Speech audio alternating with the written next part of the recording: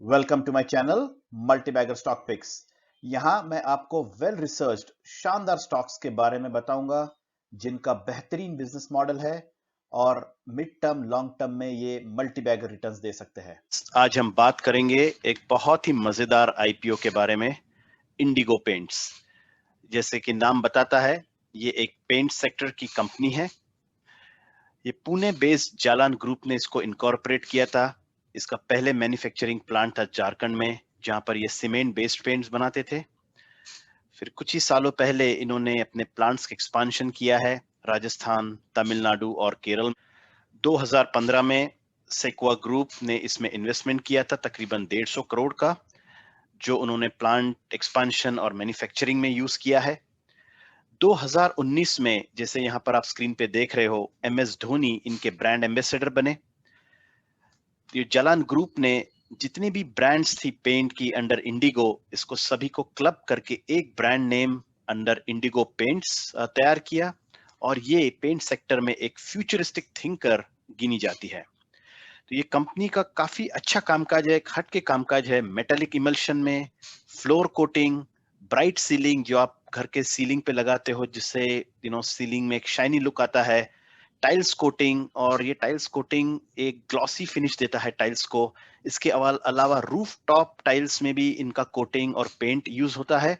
और इसका बहुत ही ज्यादा उपयोग है क्योंकि काफी रूफ पे फंगस और बैक्टीरियल लगते हैं, तो ये उसके अगेंस्ट में प्रोटेक्ट करता है। तो ये सभी जो इमल्शन पेंट्स है, इसमें इंडिगो पेंट्स की मोनोपोली है। इसके आईपीओ पर हम नजर करते हैं। तो जैसे मैंने बताया, Indigo Paints is one of the fastest growing top 5 paint companies in India. इसका आईपीओ आने वाला है 20 से 21 जैन के बीच में। ये टेंटेटिव है, लगभग इन दिनों में आएगा। 10 रुपए पर शेयर का फेस वैल्यू। अभी प्रेडिक्ट किया गया है 1350 या 1355 से लेके 1360 तक इसका प्राइस बैंड हो सकता है।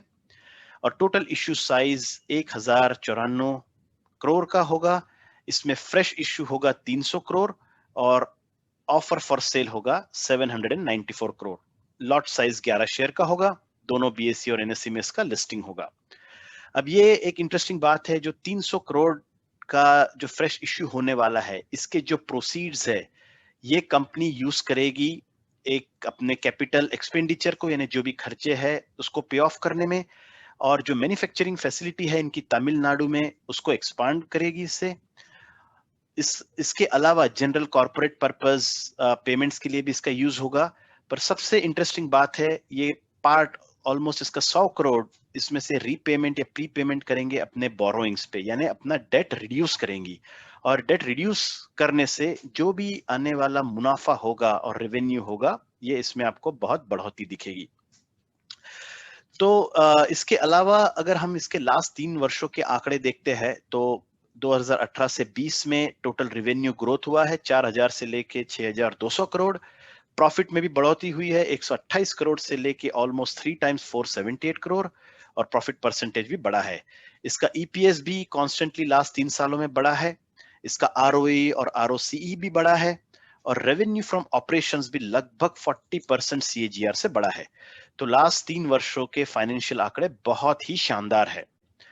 इसकी जो कंपटीशन है, Asian paints, burger, Shalimar, Dulux, इसके कंपैरिजन में इसका ग्रोथ बहुत ही अच्छा है। अब पेंट इंडस्ट्री ओवरऑल 22% सीएजीआर से बढ़ रही है, जिसका फायदा इंडिगो पेंट्स को होगा।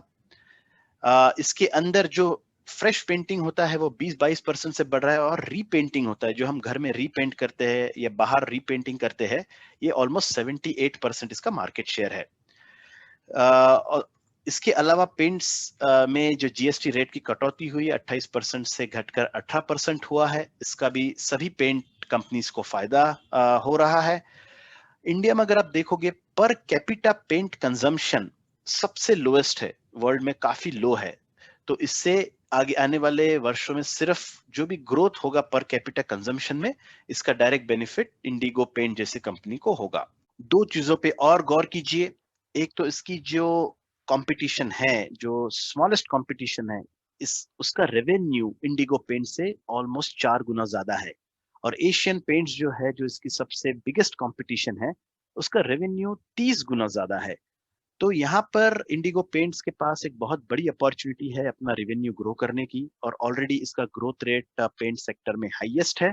तो आने वाले वर्षों में पोस्ट आईपीओ मुझे लगता है इसमें इंडिगो पेंट्स को काफी फायदा होगा।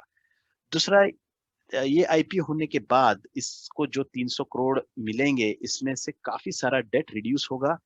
पेंट सेक्टर एक कैपिटल इंटेंसिव सेक्टर गिना जाता है, जहां पर अपफ्रंट काफी लोन या डेट लेना पड़ता है, और ये बाकी न्यू प्लेयर्स के लिए एक बहुत टफ एरिया गिना जाता है। तो ऑलरेडी लास्ट 18 वर्षों में जब से इस इंडिगो पेंट्स का इनकॉर्पोरेशन हुआ है, इसने काफी साले वो हर्डल पार कर लिए हैं, और अब ये जो आने वाला आईपीओ के थ्रू प्रोसीड्स मिलेगा, उससे बहुत ज्यादा फायदा होगा इंडिगो पेंट्स को एक स्मॉल कैप से मिड कैप बनने में। मुझे लगता है तेजी से ये बन सकती है और काफी फायदा होगा। अ, किसी भी आईपीओ में निवेश करने से पहले उसके रिस्क फैक्टर को भी जान लेना चाहिए। यहाँ पर मैं 2 या 3 इंपॉर्टेंट रिस्क फैक्टर बताना चाहूंगा। एक तो जो कोविड का इम्पैक्ट है, जो पेंट्स सेगमेंट वाली कंपनीज को हुआ था, वो इंडिगो पेंट्स को भी लागू होता है। अब आने वाले 2021 वर्ष में समय में अगर हमें वैक्सीन वगैरह मिल जाता है, लागू होता है, तो इसका इम्पैक्ट कम होगा, वरना ये भी एक रिस्क फैक्टर गिना जाएगा। दूसरा, अगर आप देखोगे तो इसका सिग्निफिकेंट पोर्शन जो कंपनी का सेल्स है, ये केरल स्टेट से आता है, और इसके कारण अगर किसी भी कारण से केरल स्टेट में कोई डेवलपमेंट में प्रॉब्लम आता है, तो ये इसके बिजनेस को अफेक्ट कर सकता है।